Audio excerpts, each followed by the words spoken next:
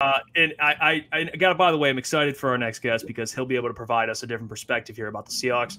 We talked about him all week, but please welcome to the show, the man of the hour. And by the way, Brian, if I butcher this, please excuse me. I'm gonna try to attempt your last name. I'm sure I have a complicated last name. Brian Nemhauser. Did I get that right?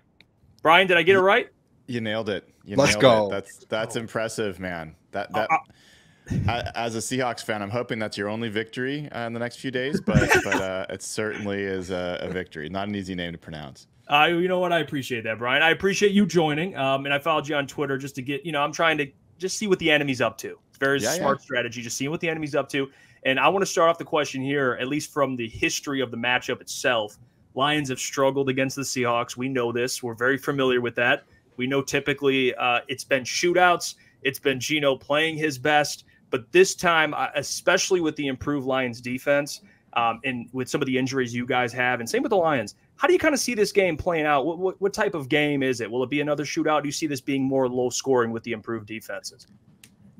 I think that one of the things I'm just looking forward to with this game is this should be the best the NFL has to offer. I mean, I think these are two really good football teams that have a lot of strengths, and they're going to be able to test each other. And the things that the Lions bring to the table, that's very clear. It comes from their coach. It comes from their personnel. It just comes from the city. It comes from everything.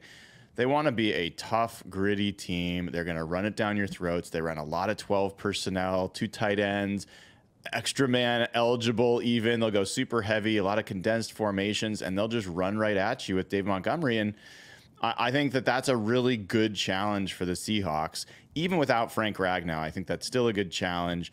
I do have some questions about, you guys might know this better than me, Graham Glasgow, who has played some center, got hurt in this last game. I don't know if it's the same arm that he'd be snapping with. So I have some questions about that in general on the line. But the Lions are still going to be able to try to attack you on the ground.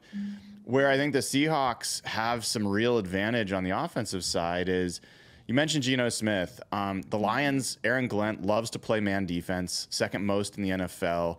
They love to play press with their corners. And Geno Smith just excels against man coverage. And so they faced the Patriots in week 2. It's another heavy man coverage team. And Geno Smith was 33 of 44, and 6 of the passes he didn't complete were drops. So he really, really likes to go against man cover teams. And I think that DK Metcalf is playing the best ball he has ever played. And so I think that there's a lot for the Lions defense to handle. So I think that's where it's going to be. It's the Lions controlling the game on the ground, Seahawks trying to put up points in the air, and which defense is better able to, defeat the opponent and what their strength is. Yeah, and Brian, one thing, at least for me, that's been concerning all week, and we've had these shootouts the last 2 years with you guys there in Seattle, or in Detroit, but versus Seattle, and I'm starting to wrap my head around that. It feels like it's going to be a little bit more of a defensive matchup. It feels like, because Mike McDonald went in there and like that defense is second in the NFL right now. And last year it was way lower than that. I think I looked at it yesterday. It was like 27th in yards given up, and then it goes all the way up to second. And so it seems like that identity is locked in this year. And then obviously the Lions defense has been a little bit more locked in with Aaron Glenn and the pieces. Do you kind of see it going that way a little bit, just a defensive head-to-head matchup, especially like? And I'll let you guys, like, our offense has been struggling here in Detroit. That's been like the biggest criticism is Ben Johnson is the mega mind of a guy, and he just the offense has been very slow. Do you see that kind of happening though on Sunday or Monday night? Well, it's interesting. I mean, I didn't look at how many red zone trips the Lions have made. I know that the Lions have struggled though in the red zone. I think they've got like 13 times or something like that. I think it's a pretty decent number, and so I don't know. I mean, you guys obviously follow them more closely, but there's been some really pretty football by the Lions offense, especially on the ground. I think they're one of the most effective running teams in the NFL right now. The combination they've got in the backfield is fantastic. And, the hook and ladder was as beautiful of a executed play as you're going to see.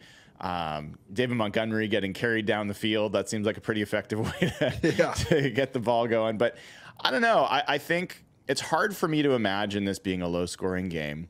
depending on what you mean. If it's under 20 points, you're like, yeah, maybe. I think generally one of the storylines I think most people hear about this game is the Seahawks defense hasn't faced anybody. And that's true. They have the dead last in terms of strength of schedule, in terms of the offenses that they've faced, all backup kind of level quarterbacks. But the Lions offense has also faced the 26th toughest schedule in terms of the defenses they've faced.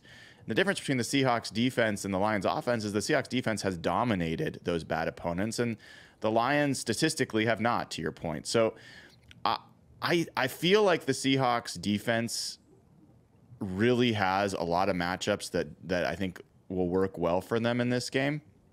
I think the fact that they are going to be likely missing Byron Murphy and Leonard Williams is huge.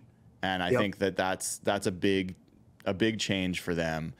Still, the edge rushers are quite good. The corners, I think that end of the season, I think people are going to recognize the Seahawks have the best secondary in football again. So, yeah, I don't know. I can see some aspects of that, but I expect the Lions are probably going to be able to move the ball on the ground. It's been a weakness of the Seahawks, especially up the middle, especially missing 2 defensive tackles. And I really do think the Seahawks are going to be able to move the ball in the air. I think Geno Smith and those receivers are going to have a lot of good luck in that regard. Yeah, Brian, I appreciate you joining the show. And something that I think we can break bread on is that Seahawks have absolutely shredded the Lions defensively over the last couple of years. Now that the Lions defense has improved and we talked about that, what do you think it's going to look like with Aiden Hutchinson? We saw a performance out of him where he had 4.5 sacks 2 weeks ago. What do you think there's going to be the presence, at least from your opinion? What do you expect out of Aiden Hutchinson as a Seahawks fan for this Monday night? Calling up Jason Peters, Brian. Yeah. I mean, this is the second straight year the Seahawks have had to go to Detroit with backup right tackle. Last year it was a backup left and right tackle. And I think you guys, I'm sure, remember it. Somehow, some way, Aiden Hutchinson had no sacks, no pressure. Like, I think he had no sacks and only 2 tackles. And I was like, we were pissed. How did that happen? Like, I still to this day do not understand how that happened. The guy that he was going up against isn't even on the roster this year. Like, anyway. So Stone Forsythe has done better. The right guard position is a question mark. And why that matters is they have used twists and stunts with Aiden Hutchinson effectively. I saw it in the Tampa game, other games. And it's a possibility the Seahawks would start a rookie right guard in Christian Haynes in this game, depending on what happens with Anthony Bradford, who's been struggling even when he has started. So I think Aiden Hutchinson likely is going to be a factor no matter what. But one of the things that as I dug into the Lions team, and I was kind of shocked to find this, is, I mean, Aiden Hutchinson has 6.5 sacks. He leads the NFL in pressures, but there's only 2 other Lions that have at least a half a sack. Yeah. And that's not good. And No. I know that Aaron Glenn likes the blitz a lot, but Geno Smith does really well against the blitz. So I have a little question. If you really have one guy who is your pass rusher, usually an offense can find a way to work around that. Yeah, and Brian, I guess from another player, and I get that locally, fans and the fan bases tend to overhype their own players. I mean, this is a pretty common thing here. And Jared Goff, everyone respects Jared because we know what he is. He's a very good quarterback. He's accurate. He's not mobile in a mobile league, but he still overcomes it with so many other qualities. The thing that we talked about yesterday, I actually brought up your tweet, which I thought was very interesting. It was comparing his stats against Seattle and then comparing his stats against the Ravens, but Mike Macdonald, obviously being the defensive coordinator. From someone that has no bias at all, what's your take on Jared and just kind of what he's done in Detroit, and how do you see or how do you vision Mike Macdonald trying to take advantage of that matchup here with their center out? Yeah, I wouldn't claim no bias. I obviously got to see Jared Goff a number of years when he was with the Rams out here in the NFC West, and saw him at his worst. Saw him also kind of not necessarily at his best, but saw him redeemed a little bit. I think Jared Goff is a very competent NFL quarterback. I think that he is in a system that has allowed him to really thrive. And it's interesting. A lot of people kind of compare Geno Smith and Jared Goff in terms of, drop back, pocket quarterback, good arm, able to, pretty accurate.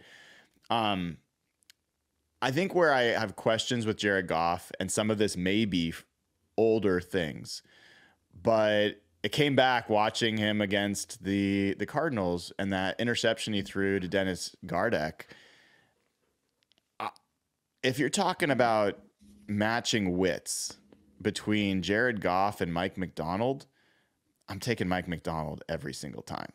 And Jared Goff is going to see disguises in pressure and disguises in coverage that have made Mike McDonald, what he is, the hottest defensive coach in football. And it only is going to take one or two mistakes, and Goff has remarkably already thrown 4 picks after being, really good protecting the ball last year. So that's where I have a little bit of question about Jared Goff, is he going to be able to read pre-snap and post-snap properly and make good decisions throughout the game? We saw what Mike McDonald did to him with the Ravens last year. I mean, that was the worst game I think Jared Goff ever played in Detroit. But Brian, question for you, kind of when it comes to some injuries going on in Seattle there, the Kenneth Walker situation. Obviously, the other running backs have stepped up like drastically and looked really good. But it does sound like that there's a pretty good chance Kenneth Walker comes back this week. What are your thoughts on the kind of the run game there? Is he going to be back? And if he does, do you think they're going to be able to effectively run? I know the Lions do have that's kind of the defensive identity, I think, has been stopping the run the last 2 years. And the only thing that we've been able to hold our hat on is stopping the run. What are your thoughts on that kind of matchup there? And if K9 is ready to go? Yeah. And before I answer that, I'll just say, the Seahawks got undressed just as badly or worse going to Baltimore. So yeah, it's tough. That was a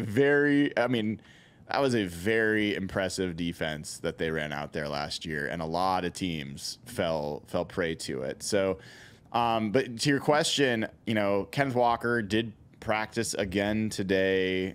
It's trending towards that he will be back this week, and the interesting thing there is that, one, Ryan Grubb, the offensive coordinator for the Seahawks, is infatuated with Kenneth Walker. And he has, from the time he got here, really, talked about how much he wants to make him a focal point of the offense, and not just as a runner, but as a receiver out of the backfield. And so they've worked with him on blitz pickup so that he can be in there on third downs.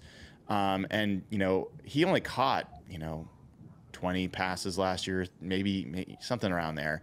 I think this is a guy that, if he's healthy, could catch 40, 50 passes this year with the way Ryan Grubb wants to utilize him. So I think he makes a big difference. He's much more explosive than Zach Charbonnet. Zach Charbonnet is a little bit more of the hammer. But to your point, I don't think of all weeks, I'm not sure that this is as advantageous of a game to get him back, because I think the Lions, with DJ Reader, like the way that they're playing right now, I think they are excellent against the run. And I don't know that with the way the offensive line's been going for the Seahawks, I'm not sure I see a big enough advantage there. But obviously you'd rather have your best playmaker in the backfield available than not. I just don't know that it's going to make as much of a difference as it might have against some of the other teams that are a little bit more porous and giving up rushing yards. And Brian, another question that I have, a player that for the Seahawks I've actually really liked watching over the last 2 seasons is Julian Love. Now, he's no Brian Branch, but he's definitely a good safety when it comes to being in the run and in the pass. What do you think his impact could be going into this game? Because he's kind of like, when the Lions played the Buccaneers, Xavier McCollum, Antoine Winfield's backup, was causing problems for this offense. What do you think Julian Love's imprint could look like this week? Yeah, well, you kind of got to go back to Mike McDonald a little bit. I was just talking about this on my show this morning, but Julian Love, people have different perspectives on PFF grades, but #1 graded safety in the NFL. Rayshon Jenkins, #8 rated safety in the NFL going into this game. Kyle Hamilton, who was the it man at safety last year, defensive player of the year kind of buzz at times, all pro. He's like the 35th graded safety right now. His the whole Baltimore defense has taken a step backwards without Mike Macdonald. And so Julian Love, Rayshon Jenkins are playing really high level football. I don't think there's a safety room in the NFL that's playing better than those two. And one of the things that's really stood out is that these guys are both capable of filling in against the run, coming up, making a bunch of tackles at the line of scrimmage. Rayshon Jenkins is one of the league leaders in solo tackles as a safety. And those aren't coming because of busts up front. He's just making a lot of plays near the line of scrimmage. And so, yeah, I think Love has been really excellent in coverage, really smart. They're going to be, I think both those guys take pride. I was talking with Rayshon Jenkins yesterday. They really take pride in being assignment correct and not making errors. And I think people underestimate how much of NFL defense is just being in the place you're supposed to be and not making a mental error. And these guys, they're veterans, they're smart, they pay attention to detail, and they've got just fantastic coaching. So, yeah, I think that plus I just call out Devin Witherspoon. I tweeted this out today. Seahawks have given up the least amount of yardage to slot receivers in the NFL.